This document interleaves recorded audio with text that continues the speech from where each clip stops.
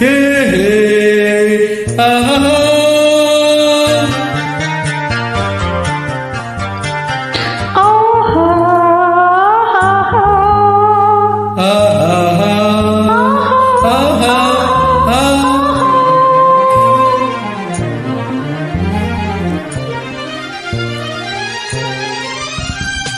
ಆನಂದ ಆನಂದ ಆನಂದವೇ